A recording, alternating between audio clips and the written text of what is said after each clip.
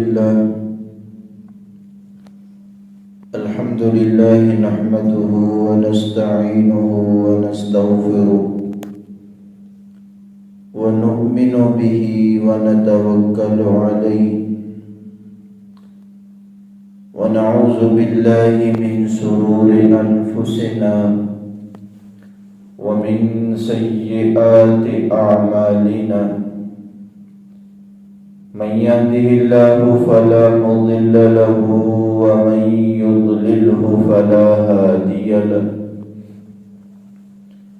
ونشهد أن لا إله إلا الله وحده لا شريك له ونشهد أن سيدنا ومولانا محمدا عبده ورسوله أما بعد فأعوذ بالله من الشيطان الرجيم بسم الله الرحمن الرحيم يا أيها الذين آمنوا قوا أنفسكم وأهليكم نارا وقال النبي صلى الله تعالى عليه وسلم كلكم راع وكلكم مسؤول عن رعيته أو كما قال صلى الله تعالى عليه وسلم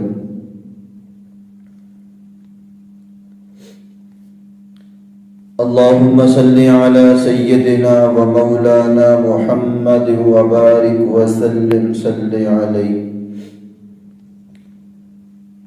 قابل صد تکریم محترم ماؤں بہنوں، اللہ کریم کا احسان ہوا کہ اللہ رب العزت نے ہمیں یہ موقع نصیب فرمایا کہ ہم اپنی مصروفیات میں سے کچھ وقت نکال کر دین کو سیکھنے کے لیے تشریف لائے۔ اللہ کریم اپنے کرم سے ہر ایک کے آنے کو قبول فرمائے۔ آپ یہاں پر آتی ہیں، اس میں آپ کا ہمارے اوپر کوئی احسان نہیں ہے، کیونکہ آپ اپنی طلب اور دین سیکھنے کی کڑن لے کے آتی ہیں۔ اگر آپ کے ذہن میں یہ ہے کہ ہمارا کسی پر احسان ہے تو پھر کوئی فائدہ نہیں ہوگا۔ میرا آپ کے سامنے گفتگو کرنا، اس میں بھی آپ پر کوئی احسان نہیں ہے، بلکہ میری ذمہ داری بنتی ہے کہ جو آپ کی ضرورت کی چیز ہے، آپ کی ضرورت کی جو بات ہے وہ آپ تک پہنچائی جائے۔ جب دونوں کی نیت ٹھیک ہوگی، سنانے والا بھی اخلاص کا پیروکار ہوگا اور سننے والے اور سننے والیاں بھی اخلاص کے ساتھ آئیں گی، سنیں گی سمجھنے کی نیت سے، تو اللہ رب العزت کی جانب سے قوی امید ہے کہ اللہ رب العزت ہدایت کے فیصلے فرما دیں گے۔ آج کی ہماری اس نشست کا عنوان یہ ہے کہ ہم اپنے گھر کو دین کا گہوارہ کیسے بنائیں، ہمارے گھر میں دینی ماحول کیسے پیدا ہو جائے۔ میری آپ سے گزارش ہوگی کہ آپ بڑے توجہ سے میرے ان چند باتوں کو سنیں۔ دیکھیں، ہم میں سے ہر ایک یہی چاہتا ہے کہ میرے گھر کے اندر کامل دین زندہ ہو جائے۔ ہر ایک کی تڑپ یہ ہے کہ میں خود بھی دیندار بن جاؤں، میرے بچے بھی دیندار بن جائیں، میرا شوہر ہے وہ بھی دیندار بن جائے، میرے گھر کے افراد بھی دیندار بن جائیں۔ اور ہماری آنکھ بند ہو تو بس ڈائریکٹ جنت ہمارے انتظار میں بیٹھی ہو، استقبال میں فوراً جنت میں چلے جائے۔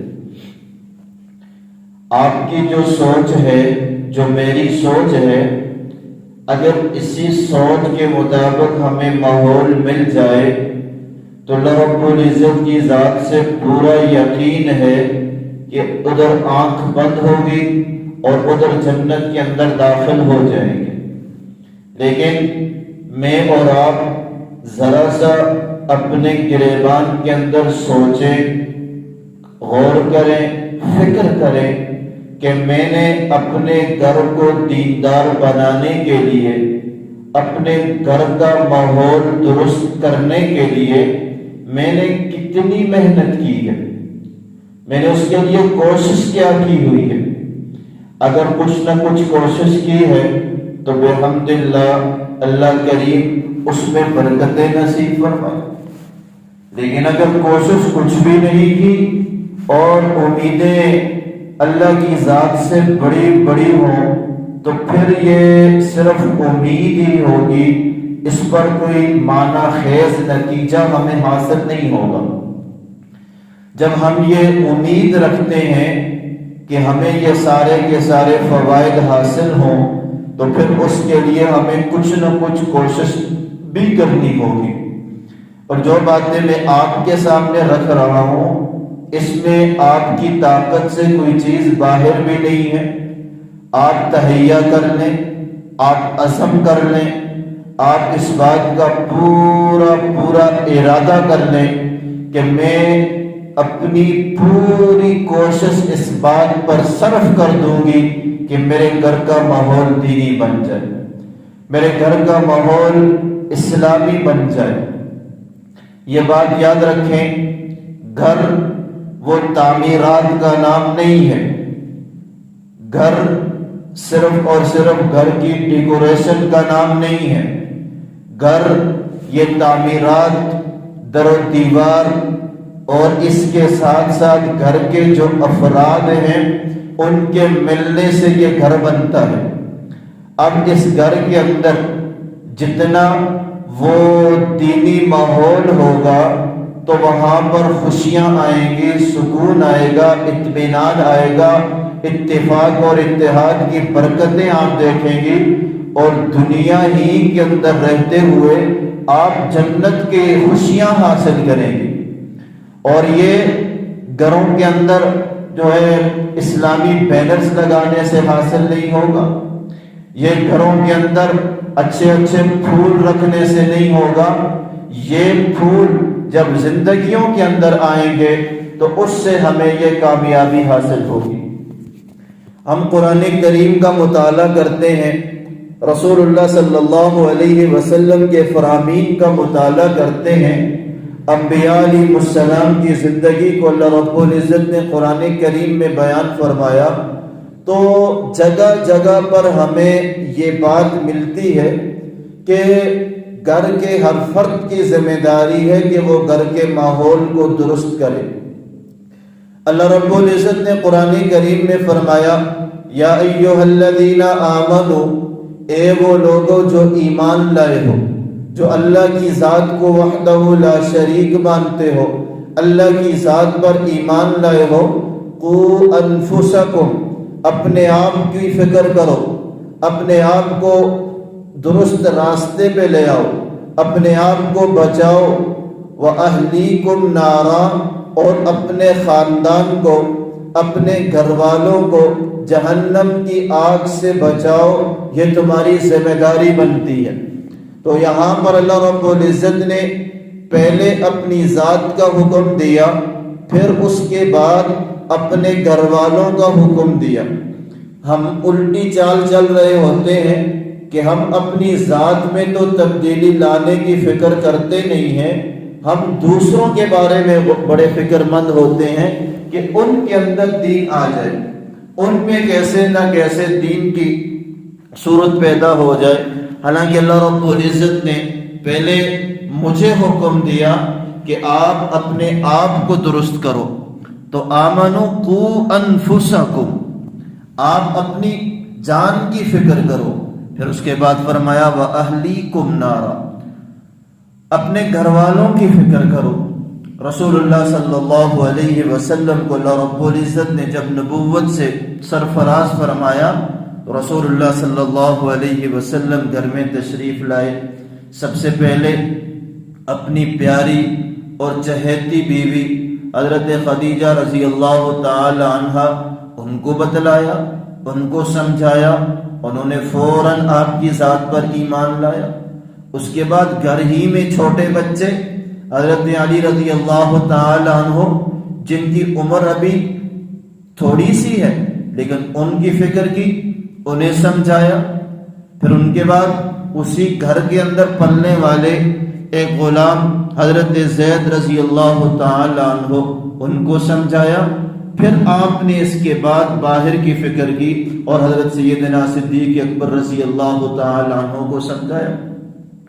اور اللہ رب العزت نے حکم دیا کہ وَأَنذِرْ عَشِيرَتَكَ الْأَقْرَبِينَ، آپ اپنے سب سے پہلے اپنے قبیلے کی فکر کریں، ان کو دین کی سمجھ بوجھ دیں، ان تک دین کو پہنچائیں، اس کے بعد آگے فکر کرنا.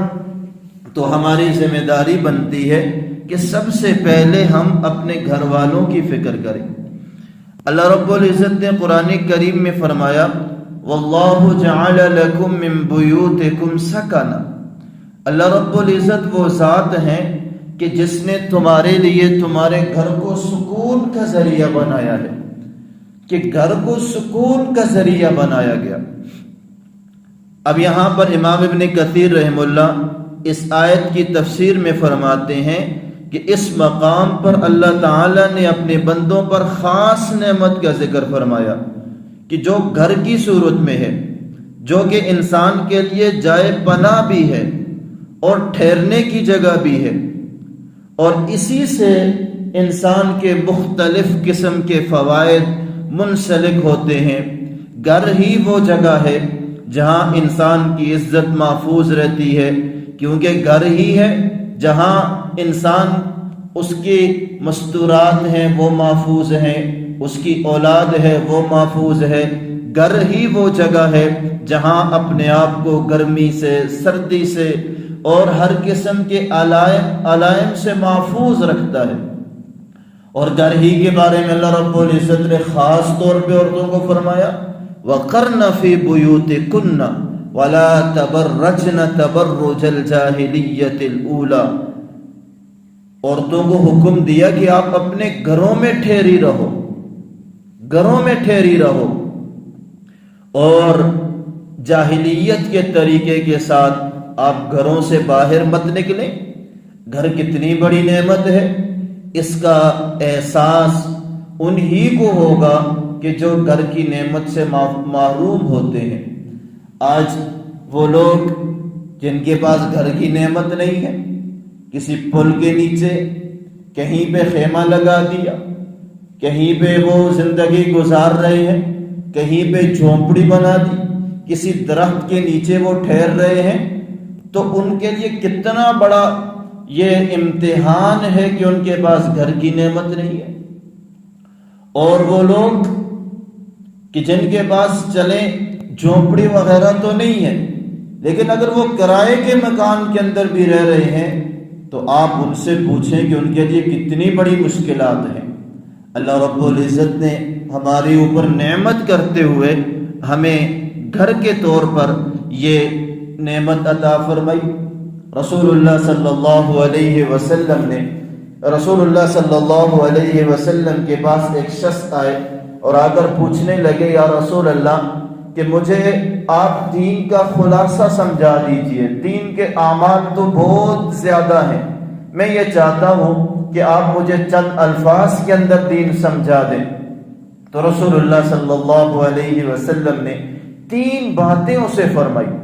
اس میں سے ایک بات یہ ہے کہ وَلْيَسَعْكَ بَيْتُكَ، کہ تیرے لیے تیرا گھر وہ کشادہ ہو جائے. علماء نے اس کی وضاحت یہ فرمائی اور اس کی تفسیر میں علماء یہ فرماتے ہیں کہ گھر کے کشادہ ہونے کا معنی یہ ہے کہ گھر کا ماحول ایسا ہو، گھر کی زندگی ایسی ہو، گھر کا رہن سہن ایسا ہو کہ بندے کا گھر میں وقت گزارنے کا دل کرتا ہو۔ آج ہماری حالت یہ ہے کہ ہمارے مرد وہ رات 12 بجے تک گھروں سے باہر بیٹھے رہتے ہیں۔ کیوں بیٹھے رہتے ہیں؟ کیونکہ گھر کے اندر آتے ہیں تو آگے سے انہیں سکون کی زندگی نہیں مل رہی ہے۔ گھر کا ماحول وہ ڈائن کیسا ماحول بنا ہوا ہے جس کی وجہ سے یہ معاملات بنے ہوئے ہیں۔ آپ عشاء کے بعد یہاں پہ باہر کے ماحول کو دیکھیں، کہیں پہ 4 بیٹھے ہیں، کہیں پہ 8 بیٹھے ہیں، کہیں پہ 10 بیٹھے ہیں۔ کیوں بیٹھے ہیں؟ کیونکہ ان کو گھر کا ماحول وہ نہیں مل رہا۔ حالانکہ گھر کا ماحول جب درست ہوگا تو وہ شخص اسے 1 منٹ بھی گھر سے باہر نکلنے کا دل نہیں کرے گا۔ جیسے ہی ضرورت پوری ہوگی فوراً گھر کے اندر جائے گا۔ رسول اللہ صلی اللہ علیہ وسلم نے فرمایا السفر قطعۃ من العذاب، سفر عذاب کے ٹکڑوں میں سے، تکلیف کے ٹکڑوں میں سے ایک ٹکڑا ہے۔ اور فرمایا فَإِذَا قَضَى أَحَدُكُمْ نَهْمَتَهُ، جب تم میں سے کوئی ایک اپنی ضرورت کو پورا کر لے تو اسے چاہیے فَلْيُعَجِّلْ إِلَىٰ أَهْلِهِ، وہ اپنے گھر والوں کے پاس جلدی آئے۔ لیکن جب ماحول ایسا ہوگا وہ کہے گا یار شکر ہے کہ 1 رات تو میری باہر گزر گئی، 2 راتیں میری باہر گزر گئی، سکون کی زندگی گزار دی۔ اب یہ ماحول کے لیے ایک ہی راستہ ہے، ایک ہی طریقہ ہے کہ وہ رسول اللہ صلی اللہ علیہ وسلم کی گھر کی زندگی کو پڑھا جائے۔ آپ گھر میں کیسے رہتے تھے؟ آپ گھر کے اندر ہیں تو کیسے ہیں؟ تو پھر ایسی صورت کے اندر گھروں کا سکون بحال ہوگا۔ اس کے لیے پہلی چیز جو قرآن کریم ہمیں سمجھاتا ہے وہ یہ ملتی ہے کہ گھر میں ایک دوسرے کا احساس ہو، ایک دوسرے کا احساس ہو۔ اللہ رب العزت نے قرآن کریم میں حضرت نوح علیہ السلام کا تذکرہ کرتے ہوئے فرمایا، جب نوح علیہ السلام کی قوم پر عذاب آیا تو اللہ رب العزت نے اس موقع پر تذکرہ کرتے ہوئے فرمایا کہ وَنَادَى نُوحٌ رَبَّهُ فَقَالَ رَبِّ إِنَّ ابْنِي مِنْ أَهْلِي وَإِنَّ وَعْدَكَ الْحَقُّ وَأَنْتَ أَحْكَمُ الْحَاكِمِينَ۔ فرمایا کہ نوح علیہ السلام نے اپنے رب کو پکارا اور فرمایا کہ ان ابنی من اہلی، یا اللہ جی میرا بیٹا ہے، میری اہل سے ہے، وہ بھی غرق ہونے والوں میں سے ہے۔ آپ نے وعدہ فرمایا تھا کہ میری اہل کو محفوظ فرمائیں گے۔ تو یہاں پہ باپ ہے تو باپ کے دل کے اندر کتنا احساس ہے اپنی اولاد کا۔ حضرت ابراہیم علیہ السلام کے بارے میں آتا ہے کہ حضرت ابراہیم علیہ السلام اپنے والد کو سمجھا رہے ہیں اور بڑی محبت کے ساتھ سمجھا رہے ہیں۔ باپ کون ہے؟ وہ بتوں کو بنانے والے۔ بیٹے کون ہیں؟ وہ اللہ کے نبی ہیں، اللہ کے خلیل ہیں، اور انبیاء علیہ السلام میں دوسرا نمبر حضرت رسول اللہ صلی اللہ علیہ وسلم کے بعد حضرت ابراہیم علیہ السلام کا ہے۔ وہ اپنے ابا جان سے کہہ رہے ہیں یا ابت لم تعبد ما لا يسمع ولا يبصر ولا يغني عنك شيئا۔ اے میرے ابا جان، اے میرے پیارے ابا جی، آپ کیوں ان کو پکارتے ہو جو بات سن نہیں سکتے، جو دیکھ نہیں سکتے، جو آپ کے کسی کام کے نہیں ہیں، انہیں کیوں پکار رہے ہو؟ تو یہاں پہ بیٹے کے دل میں باپ کا احساس ہے۔ تو اس طریقے سے گھروں میں ایک دوسرے کا احساس ہونا چاہیے، اور یہ احساس وہاں پر یہ بڑھتا رہے گا اور باہر بھی ہوگا۔ حضرت ابراہیم علیہ السلام کے پاس جب فرشتے خوشخبری دینے کے لیے آئے اور انہوں نے بتلایا کہ ہمارے 2 کام تھے، ایک تو آپ کو خوشخبری دینی تھی اور دوسرا ہم نے قوم لوط پر عذاب کو نازل کرنا ہے، تو فوراً ابراہیم علیہ السلام نے فرمایا ان فیہا لوطا، اس میں تو لوط علیہ السلام بھی ہے، ان کا کیا بنے گا؟ تو فرشتوں نے کہا نحن اعلم بمن فیہا، ہمیں خوب معلوم ہے کہ اس میں کون کون ہے۔ تو اس سے یہ معلوم ہوتا ہے، یہ درس ہمیں ملتا ہے کہ گھر میں ایک دوسرے کا احساس ہو، ماں کو بیٹی کا احساس ہو، بیٹے کا احساس ہو، شوہر کا احساس ہو، ساس کا احساس ہو، سسر کا احساس ہو، اور بڑوں کو چھوٹوں کا احساس ہو۔ جب یہ احساس ہوگا تو ایک دوسرے کے لیے محبتیں پیدا ہوں گی، ان محبتوں کے نتیجے کے اندر ایک دوسرے کے ساتھ اتفاق اور اتحاد پیدا ہوگا۔ دوسرے نمبر پر گھر کے اندر آنے والی جو خاتون ہے، ہم اپنی بہو بنا کے لا رہے ہیں تو نیک سیرت کا انتخاب ہونا چاہیے۔ رسول اللہ صلی اللہ علیہ وسلم نے فرمایا تنکح المرأة لأربع لمالها ولحسبها ولجمالها ولدینها فاظفر بذات الدین تربت یداک۔ آپ نے فرمایا کہ عورت کے ساتھ جو نکاح کیا جاتا ہے وہ 4 وجہوں سے کیا جاتا ہے۔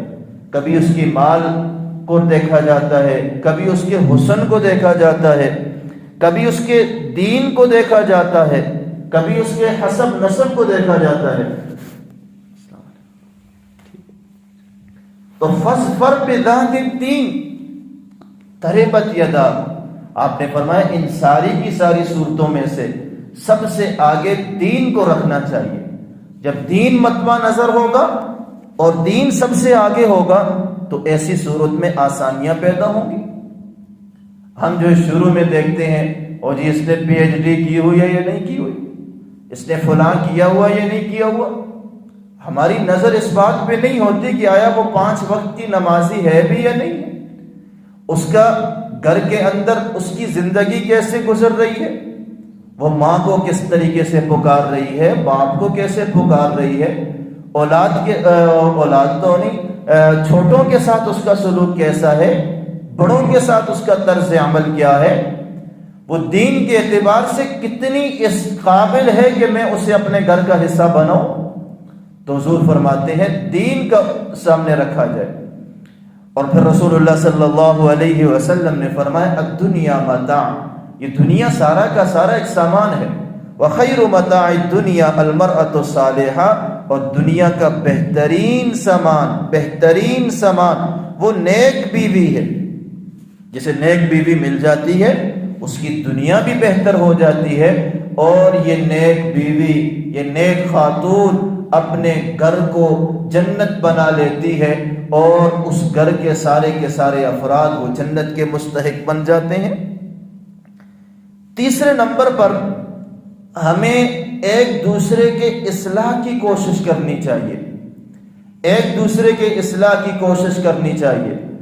رسول اللہ صلی اللہ علیہ وسلم نے فرمایا کلکم راع وکلکم مسئول عن رعیتہ، تم میں سے ہر ایک نگران ہے، باپ ہے وہ بھی نگران، ماں ہے وہ بھی نگران، دادا ہے وہ بھی نگران، دادی ہے وہ بھی نگران، چھوٹے افراد ہیں وہ بھی نگران ہیں، ہر ایک نگران ہے۔ اور پھر آپ نے فرمایا ہر ایک سے اس کے ماتحتوں کے بارے میں سوال ہوگا۔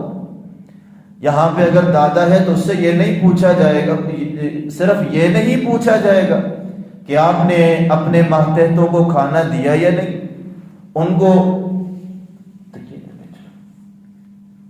آپ نے ان کے لباس پوشاک کا انتظام کیا یا نہیں، آپ نے باقی ضرورتوں کو پورا کیا یا نہیں۔ اس کے ساتھ ساتھ یہ بھی پوچھا جائے گا کہ آپ گھر کے سربراہ تھے، کیا آپ نے خود فجر کی نماز پڑھی ہے، تو اولاد کو جگایا ہے یا نہیں جگایا۔ دادی اماں ہیں وہ 3 بجے مصلی ڈال کر بیٹھ جائے، پوتیاں ہیں وہ نماز نہ پڑھتی ہوں، پوتے ہوں وہ نماز نہ پڑھتے ہوں، تو میں یہ سمجھتا ہوں، میرا علم یہ کہتا ہے کہ صرف دادی اماں کا 3 بجے مصلی ڈال کے بیٹھ جانا یہ اسے آخرت کی پکڑ سے چھڑا نہیں سکے گا، کیونکہ اس کے لیے یہ بھی ضروری ہے کہ وہ اپنے ماتحتوں کا بھی خیال کرے۔ اس میں صرف نماز نہیں ہے، نماز کے ساتھ ساتھ باقی جتنی بھی دین کی باتیں ہیں اس کے بارے میں خیال ہونا چاہیے۔ گھر میں کوئی ایک جو ہے وہ جھوٹ نہ بولتا ہو، غیبت کوئی نہ کرتا ہو، چغلی کوئی بھی نہ کرتا ہو، اور ایسے ہی جو باقی منکرات ہیں. آج تو ہمارا معاشرہ اتنا گر چکا ہے، اتنا گر چکا ہے کہ پوتا موبائل پہ گانے لگا کر، وہ موبائل پہ گندی ویڈیوز لگا کر، اور گندی تصاویر وہ سامنے ہیں، عورتوں کی تصاویر ہیں، اور عورتیں ہیں وہ مردوں کی ویڈیو ہیں وہ دیکھ رہی ہیں. جس طریقے سے مرد کے لیے عورت کی ویڈیو دیکھنا منع ہے، حرام ہے، ایسے ہی عورت کے لیے بھی کسی غیر محرم کی ویڈیو دیکھنا وہ بھی حرام ہے. دونوں کے لیے ایک حکم ہے. اور ہمارا معاشرہ اتنا گر چکا ہے، موبائل پہ لگا کے دے رہا، دادی جان دیکھیں کتنا اچھا ریل بنا ہوا ہے. یا ایسا ہوتا ہے کہ گھر کے سارے لوگ وہ ٹی وی چل رہا ہے اور سارے کے سارے دیکھ رہے ہیں، کوئی احساس ہی نہیں ہے. اب پھر اس کے بعد رونا رویا جاتا ہے کہ بیٹے کے ذہن میں شرم نہیں ہے، پوتے کے دل میں شرم نہیں ہے. کہاں سے آئے شرم؟ شرم کے سارے جنازے تو ہم نے اپنے ہاتھوں سے نکالے ہوئے ہیں. آج جو ڈراموں کے اندر دکھلایا جا رہا ہے وہ سارا کا سارا مقصد ایک ہی ہے کہ میرا گھر تباہ ہو جائے، آپ کا گھر تباہ ہو جائے. یہ دشمن ہمارے اتنے خیرخواہ نہیں ہیں، وہ ہمارے گھروں کے ماحول کو تباہ کر رہے ہیں، اور وہاں پہ غلط ریلیشن شپ دکھلائی جا رہی ہوتی ہے. تو ایک دوسرے کی اصلاح کی کوشش کرنی چاہیے، اور اس اصلاح کے اندر جو پہلو ہو وہ بھی محبت کا ہونا چاہیے. اور اس میں ایک بات خاص طور پہ خیال رکھا جائے کہ جو چھوٹے ہیں وہ بڑوں کو اچھے طریقے سے کہہ سکتے ہیں، اور اگر نہ بھی کہیں تو بھی ٹھیک ہے، لیکن چھوٹوں کے لیے حکم یہ ہے کہ وہ بڑوں کے سامنے خود اچھے کام کریں. مثال کے طور پہ ایک باپ ہے، اس کی 4 بیٹیاں ہیں، وہ گھروں میں باپ ہے، وہ نماز اگر نہیں پڑھتا تو 4 بیٹیاں ہیں وہ بار بار نماز پڑھ رہی ہیں، باپ کے سامنے پڑھ رہی ہیں، تو یہ مسلمان تو ہے، اس کے دل میں کلمہ تو ہے. ایک دن نہیں، دوسرے دن نہیں، تیسرے دن نہیں، ایک دن وہ آئے گا، اس کے دل میں بھی یہ احساس پیدا ہوگا کہ مجھے بھی نماز ادا کرنی چاہیے، میں کیوں چارپائی پہ پڑا رہتا ہوں. اور اگر آپ نے سمجھانا بھی ہو تو بڑے ہی اچھے انداز میں، ابا جی اذان ہو گئی ہے، میں نماز ادا کر رہی ہوں، آپ بھی نماز کے لیے چلے جائیں. بیوی کہے کہ میں نماز ادا کر رہی ہوں، آپ بھی جائیں نماز ادا کر کے آئیں، پھر ہم کھانا کھاتے ہیں. تو باتوں کے اندر بڑے ہی اچھے انداز کے اندر ایک دوسرے کی اصلاح کی کوشش کرنی چاہیے. اور اگر کوئی ایسی حرام کی صورت پیدا ہو رہی ہے کہ شوہر ہے، بیٹا ہے، وہ کوئی حرام چیز گھر میں لا رہا ہے، تو اسے سختی سے منع کی جائے، اور اسے بتلایا جائے کہ ہم بھوکے رہ جائیں گے، ہم فاقہ برداشت کر لیں گے، لیکن حرام کے ایک ذرے کو اپنے گھر کے اندر برداشت نہیں کریں گے.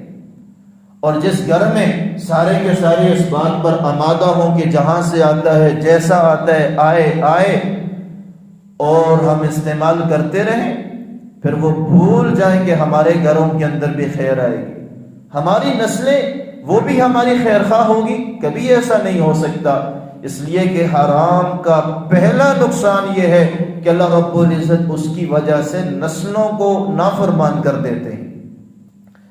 تو کہنے کا مقصد یہ ہے کہ ایک دوسرے کی اصلاح کی کوشش کی جائے، اور بڑے اچھے انداز میں اصلاح کی جائے. بچے ہیں، ان کی اصلاح کی جا رہی ہے تو بڑی محبت کے ساتھ ان کو جھوٹ سے روکا جائے. یہاں پہ میرے پاس بچے آتے ہیں، وہ چھوٹی چھوٹی بات پہ جھوٹ بول رہے ہیں. یہ جھوٹ انہوں نے کدھر سے سیکھا ہے؟ یہ گھر سے سیکھا ہوگا، معاشرے سے سیکھا ہوگا. اگر میں آپ مل کر اس کے ذہن کے اندر یہ بات ڈال دیں، اسے یہ یقین کرا دیں کہ بیٹا تیرا جھوٹ بولنا یہ بہت برا عمل ہے، تو کیا اپنے بچوں کی ہم یہ تربیت نہیں کر سکتے؟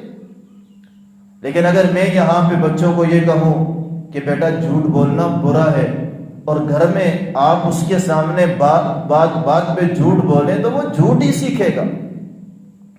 تو اس لیے بڑے اچھے انداز میں محبت کے ساتھ ڈانٹ ڈپٹ کے بغیر بڑے اچھے انداز کے ساتھ اس کی فکر کرنی چاہیے، نمازوں کا اہتمام ہو۔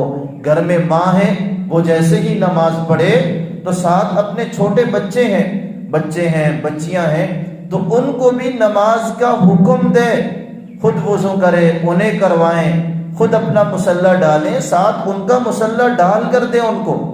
اور میری آپ سے بستہ سوال ہے کہ آپ جب بھی گھر میں نماز ادا کریں اپنے بچوں کو نماز کے لیے اپنے ساتھ کھڑا کریں اور ان سے کہیں کہ آپ جو نماز پڑھتے ہیں اس کو اونچی آواز سے پڑھیں۔ اب جب وہ اونچی آواز سے نماز پڑھیں گے اس میں جو کمی پیشی ہوگی تو اس کے ساتھ آپ درست کر سکیں گے۔ وہ نماز کے سبق میں کمی پیشی کر رہے ہیں، آپ نے حکم دے دیا جاؤ بیٹا نماز پڑھ کے آؤ، تو بھی آپ کا حکم پورا نہیں ہوا، وہ واپس آ گیا میں نے نماز پڑھ لی ہے۔ کیوں؟ اس نے تو کوے کی طرح اوپر نیچے ہوا ہے۔ لیکن جب آپ نے اس کے ذہن میں یہ بات بٹھائی ہے اور اسے سکھلا رہے ہیں، یہ اس کی تربیت کا زمانہ ہے، تو وہ ساری کی ساری چیزیں سیکھ لے گا۔ تو گھر میں اصلاح کی کوشش ہونی چاہیے۔ چوتھی بات یہ ہے کہ دینی تربیت کا اہتمام ہو۔ گھروں کے اندر دینی ماحول ایک ایسا بنا دیا جائے کہ گھر میں روزانہ کے اعتبار سے کچھ نہ کچھ دین سیکھا جا رہا ہے۔ اب وہ دین کی سیکھنے کی مختلف صورتیں ہو سکتی ہیں کہ آپ نے گھر کے اندر کوئی ایک کتاب رکھی ہوئی ہے، آداب المعاشرت کے نام سے بہترین کتاب ہے حضرت مولانا اشرف علی تھانوی رحمہ اللہ کی، اردو زبان میں ہے، وہ لے لیں، اس سے 2-4 باتیں گھر میں روزانہ بیان کر دی جائیں۔ کوئی ایک حدیث کی کتاب ہو جائے، فضائل اعمال ہے، وہ رکھ لیں، کوئی ایک حدیث پڑھ کر سنا دی جائے۔ صحابہ رضی اللہ تعالی عنہم اجمعین میں سے، صحابیات میں سے کسی ایک کا کوئی واقعہ سنا دیا جائے جس سے بہت زیادہ فائدہ حاصل ہوگا۔ ہمارے گھروں میں جب یہ ماحول نہیں ہوگا تو پھر ایسی صورت میں شر ہی آتا رہے گا، شر ہی آتا رہے گا۔ اور گھر کے اندر ایک جگہ کو مختص کر دیا جائے کہ وہ جگہ ہے جہاں پہ گھر کی عورتیں ہیں وہ نماز آ کر پڑھ رہی ہیں، وہاں ہی پھر قرآن کریم کے رکھے ہوئے ہیں، وہ سارے کے سارے وہاں پہ پڑھ رہے ہیں، تسبیح لٹکی ہوئی ہے، جیسے ہی نماز پڑھی کچھ نہ کچھ ذکر کر دیا، تو آپ دیکھیں یہ مہینوں میں نہیں دنوں کے اعتبار سے آپ کے گھروں میں سکون آنا شروع ہو جائے گا۔ اس کے لیے کوئی بھی تھوڑی سی جگہ، برآمدہ ہے برآمدے کے سائڈ کو مختص کر دیا، کسی ایک کمرے کو مختص کر دیا، اسے احادیث کی زبان میں گھر کی مسجد کہا جاتا ہے۔ جیسے محلے کے اندر مسجد کا ہونا ضروری ہے، ایسے ہی گھر کے اندر بھی مسجد کا ہونا ضروری ہے۔ تو گھر میں تربیت کا اہتمام ہو۔ رسول اللہ صلی اللہ علیہ وسلم کی زندگی سے ہمیں معلوم ہوتا ہے، حضرت عائشہ رضی اللہ تعالی عنہ فرماتی ہیں کہ رسول اللہ صلی اللہ علیہ وسلم رات کو تہجد پڑھتے، پھر جب آپ وتر ادا کرتے تو مجھے بھی فرماتے عائشہ اٹھو اور وتر کی نماز ادا کرو۔ رسول اللہ صلی اللہ علیہ وسلم کی زندگی سے معلوم ہوتا ہے۔ حضرت عمر بن ابی سلمہ رضی اللہ تعالی عنہ چھوٹے بچے ہیں، حضرت ام سلمہ ام المؤمنین ہیں، حضور کی بیوی ہیں، ان کے ساتھ آئے تھے تو وہ کھانا کھا رہے ہیں۔ جب وہ کھانا کھا رہے ہیں اور حضور کے ساتھ کھا رہے ہیں تو رسول اللہ صلی اللہ علیہ وسلم نے دیکھا چھوٹے بچے ہیں کھانا کھاتے ہوئے کبھی ایک جگہ پہ ہاتھ مارتے ہیں، کبھی دوسری جگہ پہ، کبھی تیسری جگہ پہ، تو رسول اللہ صلی اللہ علیہ وسلم نے سمجھایا کہ بیٹا یا غلام سم اللہ کا نام لے کر کھاؤ، وَكُلْ بِيَمِينِكَ بیٹے دائیں ہاتھ سے کھاؤ، وَكُلْ مِمَّا يَلِيكَ اور فرمایا کہ بیٹے اپنے سامنے سے کھاؤ۔ تو یہاں سے رسول اللہ صلی اللہ علیہ وسلم کی زندگی سے معلوم ہوتا ہے کہ گھر میں اگر کہیں پہ جیسے ہی ضرورت پڑے تو فوراً اصلاح بھی ہونی چاہیے اور اس کے ساتھ ساتھ دینی ماحول ہو۔ اور روزانہ کے اعتبار سے میں خود اور میرے بچے کچھ نہ کچھ دین کے اعتبار سے سیکھ رہے ہوں، کچھ نہ کچھ سیکھ رہے ہوں، روزانہ کوئی نہ کوئی سنت سیکھ رہے ہیں، کوئی نہ کوئی دعا سیکھ رہے ہیں۔ اور اس کے ساتھ 5ویں نمبر پہ یہ ہے کہ گھر میں ذکر کا اہتمام ہونا چاہیے۔ گھر میں ذکر کا اہتمام، اس کی ایک صورت تو یہ ہے کہ آپ اجتماعی طور پہ گھر میں کہیں پہ بیٹھ جائیں اور کچھ نہ کچھ ذکر کر لیں۔ سب سے بہترین ذکر اللہ کا کلام قرآن کریم ہے، کہ وہاں پہ دادی اماں بیٹھی ہے اور اس کے ساتھ سارے کے سارے لوگ بیٹھے ہوں اور وہ قرآن کریم پڑھ رہے ہوں، تو آپ تصور کریں کہ کتنی اللہ کی برکتیں اور رحمتیں نازل ہوں گی، اور اللہ رب العزت اس منظر کو دیکھ کر کتنے خوش ہوں گے کہ جہاں پہ چھوٹے بچے سے لے کر گھر کے بڑے تک وہ سارے کے سارے اللہ کا کلام پڑھ رہے ہیں۔ چھوٹا بچہ ہے وہ بھی الف با پڑھ رہا ہے، اس الف با پر بھی اسے اجر مل رہا ہے۔ تو اس کا اہتمام ہونا چاہیے۔ اس کے ساتھ ساتھ درود شریف ہو جائے، استغفار ہو جائے، پہلا کلمہ ہو جائے، تیسرا کلمہ ہو جائے، کچھ نہ کچھ ذکر کا گھروں کے اندر اہتمام ہونا چاہیے۔ اور اس کے ساتھ ساتھ ضروری چیز یہ ہے کہ جو روزانہ کی دعائیں ہیں اور ضرورت کی دعائیں ہیں، گھر سے نکلنے کی دعا، گھر میں داخل ہونے کی دعا، اور واش روم جانے کی دعا، واش روم سے نکلنے کی دعا، کھانے سے پہلے کی، کھانے کے بعد کی، پانی پینے کی دعائیں اور صبح و شام کی دعائیں، ان دعاؤں کا خاص طور پر اہتمام ہونا چاہیے، اور یہ بہت بڑے فائدے آپ اس کے حاصل کریں گے۔ تو ان چیزوں کا اہتمام ہونا چاہیے، ذکر کا اہتمام ہو گھر میں۔ ایسے ہی گھر میں اگر آپ کو لگتا ہے کہ کچھ جنات ہیں، یہ ہیں، وہ ہیں، تو اس کے لیے آسان ترتیب یہ ہے کہ آپ گھروں میں سورہ بقرہ کی تلاوت ہو جائے۔ گھروں کے اندر اگر آپ چاہتی ہیں کہ کسی قسم کا فاقہ نہ ہو، تو اس کے لیے آسان یہ ہے کہ رات کے وقت میں گھر کے سارے افراد سورہ واقعہ کی تلاوت کریں۔ یہ تو کچھ سالوں سے ہم نے دیکھا کہ ہمارے گھروں سے قرآن کریم کی تلاوت نکل گئی ہے۔ آج بھی جو بڑی عمر کی عورتیں ہیں، آپ ان سے پوچھیں کہ صبح ہوتے ہی آپ کے گھروں میں کیا ہوتا تھا، وہ یہی کہیں گے کہ صبح ہوتے ہی ہمارے گھروں سے قرآن کریم کی تلاوت کی آوازیں آیا کرتی تھی۔ اور یہ دور کی بات نہیں ہے، ہم نے خود اپنے بچپن میں دیکھا۔ آج تو ہر گھر کا یہی رونا ہے کہ ہماری دادی اماں، اللہ ان کی قبر پہ کروڑوں رحمتیں نازل فرمائے، کہ وہ جو بچہ صبح کے وقت میں تلاوت نہ کرتا اسے ناشتہ نہیں دیا کرتی تھی، اور یہ تربیت کا زمانہ تھا۔ آپ بھی ایسے کر سکتی ہیں۔ اس کے ساتھ ساتھ خاص طور پہ اولاد کی تربیت کا اہتمام ہونا چاہیے۔ اولاد کے اٹھک بیٹھک پہ، اولاد کی چال چلن پہ پوری نظر ہونی چاہیے کہ وہ کیا کر رہا ہے، کیسے کر رہا ہے، کس کے ساتھ اٹھک بیٹھک کر رہا ہے، کس کے ساتھ وہ معاملات طے کر رہا ہے، کس کے ساتھ اس کا جوڑ ہے۔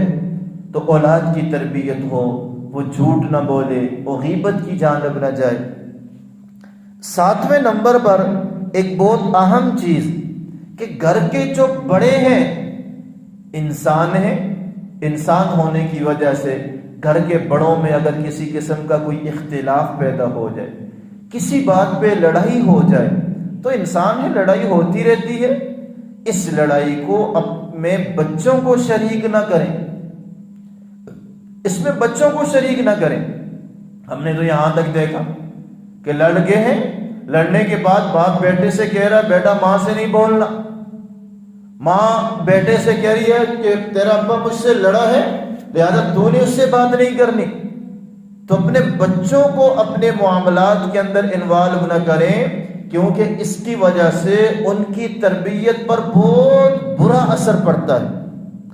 تو اپنے معاملات اپنے ساتھ رکھیں، اس میں بچوں کو شامل نہ کریں۔ 8ویں نمبر پر ہمارے گھر کا ماحول درست ہو جائے، اس کے لیے ضروری یہ ہے کہ گھر میں ایسی چیزیں جو گھر کے ماحول کو خراب کر رہی ہیں، گھر کے ماحول کو خراب کر رہی ہیں، ان سے گھروں کو پاک کیا جائے۔ خواہ وہ کسی کا موبائل ہے، بیٹی نے موبائل رکھا ہے، بیٹے نے موبائل رکھا ہے، یا کسی اور نے رکھا ہے، تو ان کو سمجھایا جائے کہ بیٹا موبائل استعمال کرنا ہے، بیٹی موبائل استعمال کرنا ہے تو صحیح طریقے سے استعمال کرو۔ اور ہمارے گھروں میں ایک جو بڑی لعنت ہے وہ ٹی وی کی شکل میں یہ گھر کے ماحول کو تباہ کرنے میں پہلی اینٹ کا کردار ادا کر رہی ہے. تو یہ ٹی وی ہمیں لگی ہوئی ہے تو اس کا بالکل استعمال نہ ہو تو بہت بہتر ہے، لیکن فوراً طور پہ ختم کرنا بڑا مشکل ہے. تو اس کے لیے کوئی ٹائم لمٹ کریں اور آہستہ آہستہ اس کو بالکل ختم کیا جائے. ایک کمرے میں ٹی وی بھی چل رہی ہے اور چند منٹ پہلے آپ نے وہاں پہ تلاوت کی ہے، نماز پڑھی ہے، تو وہاں پہ جو برکات آئی تھی وہ تو فوراً ختم کر دی گئی. تو ایسی چیزیں جو گھر کے ماحول کو خراب کرتی ہوں ان سے گھر کو پاک کیا جائے، اور ایسے افراد بھی جن کی عادات درست نہیں ہے، جن کا چال چلن درست نہیں ہے، ان سے بھی اپنے گھر والوں کو محفوظ رکھا جائے. 9 نمبر پر یہ ضروری ہے کہ اپنے بچوں کو ٹائم دیا جائے. آج بڑا مسئلہ یہ ہے کہ ماؤں کے پاس ٹائم نہیں ہے کہ وہ بچوں کو دیں، اور والدین ہیں ان کے پاس ٹائم ہی نہیں ہے، گھر کے بڑے ہیں ان کے پاس ٹائم ہی نہیں ہے، اور چھوٹی عمر کے ہیں تو وہ اتنا گوارا نہیں کرتے کہ بڑوں کے پاس بیٹھ جائے.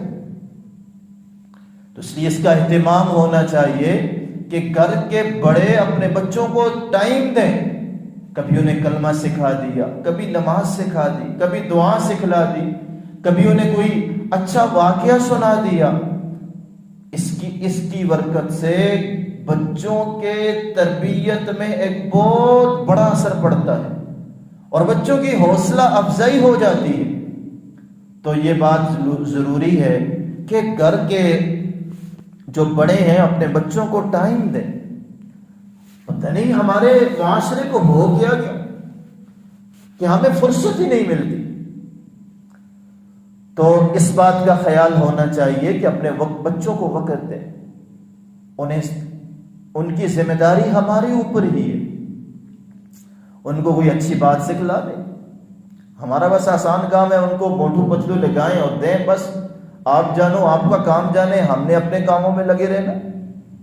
نہیں، ایسے نہیں ہونا چاہیے. بالکل بہرحم ہو کر بچوں سے کنارہ کش نہ ہو. اگر ہم نے بالکل ان سے کنارہ کشی اختیار کر دی، تھوڑے سے بڑے ہوں گے تو یہ بچے پھر ہمارے ہاتھوں سے نکل جائیں گے. انہیں کوئی اچھا بیان لگا کے دے دیا جائے اور کوئی تلاوت لگا کر دے دے، اگر دینا ہی ہے.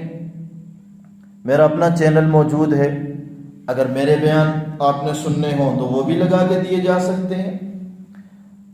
10ویں بات اور سب سے اہم بات، سب سے خاص بات، اور ان ساری کی ساری باتوں کا خلاصہ اور نچوڑ، میں کمزور ہوں، آپ کمزور ہیں، ہم کچھ بھی نہیں کر سکتے.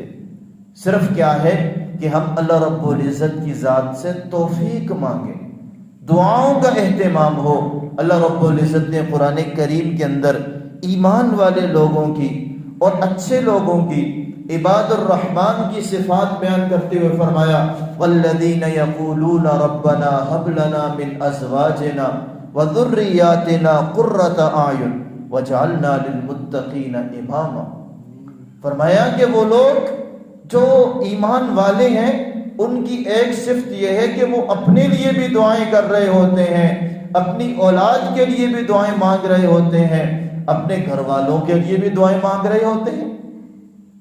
آج ہمارا جو گھر بنا ہوا ہے، جو معاشرہ بنا ہوا ہے، آج آپ کی کچھ نہ کچھ اگر ذہن بنا ہے اور فوراً جاتے ہوئے آپ تھانے دار کی حیثیت سے گھر میں داخل ہوں اور آپ حکم لگا دیں کہ نہیں، آج کے بعد یہاں پہ جھوٹ بھی کوئی نہیں بولے گا، غیبت بھی کوئی نہیں کرے گا، نماز بھی کسی کی نہیں رہے گی، تلاوت بھی کسی کی نہیں رہے گی. نہیں، کبھی ایسا نہیں ہو سکتا. گھروں میں اور نفرتیں پیدا ہوں گی. جو پہلے ہے اس پر آپ تیل کی مانت کام کریں گے. نہیں، اس میں بڑی حکمت عملی کے ساتھ، بڑے اچھے انداز کے ساتھ، بڑی کوشش کے ساتھ، جیسے وہ بچہ پہلے بیٹھنا سیکھتا ہے، پھر اس کے بعد کھڑا ہونا سیکھتا ہے، پھر وہ پاؤں پہ چلنا سیکھتا ہے، تو بڑی محنت کرنی پڑتی ہے. تو اس طریقے سے ایک ایک جرم کو، ایک ایک برائی کو ختم کرنے کے لیے آپ کو گھر کے اندر جان کھپانی پڑے گی۔ آپ نے گھر میں ایک طریقہ شروع کر دیا، مثال کے طور پہ آپ نے گھر میں یہ ترتیب شروع کر دی کہ جیسے ہی اذان ہوگی ہم سارے کے سارے خاموش ہو جائیں گے۔ ایک عمل ہے آپ نے شروع کر دیا، آپ نے گھر والوں کو حکم دے دیا۔ اب پہلے دن کوئی ایک چپ ہوگا، دوسرے دن دو ہو جائیں گے، کرتے کرتے گھر کے سب کے ایک ماحول بن جائے گا، اور آپ کے لیے یہ کتنا بڑا اجر کا ذریعہ بنے گا کہ گھر میں جب تک اذان کے ہونے پہ خاموش ہوں گے آپ کے نام اعمال کے اندر نیکیاں لکھی جاتی رہیں گی۔ مثال کے طور پہ آپ نے گھر کے اندر یہ ایک ترتیب بنا لی کہ ہم کھانا دسترخوان پر بیٹھ کر کھائیں گے، حضور کی سنت ہے، جب تک اس پہ کھانا کھاتے رہیں گے آپ کے لیے یہ اجر بنتا رہے گا۔ آپ نے ترتیب بنا دی، اپنے بیٹوں کو بٹھا دیا، کل ان کی نسلیں آئیں گی، وہ یہ کہیں گے کہ میری ماں نے مجھے یہ سکھلایا ہے کہ دسترخوان پر بیٹھ کے کھانا ہے، وہ بھی اپنے بچوں کو وہی سکھلائیں گے۔ آپ کی بچی کے ذہن کے اندر یہ بنا دیا، اس کی عادت ایسے بنائی تھی، آگے وہ کسی گھر کے اندر جائے گی تو یہی ماحول بنائے گی، تو دیکھیں آپ کی نیکی کہاں سے کہاں تک پہنچ جائے گی۔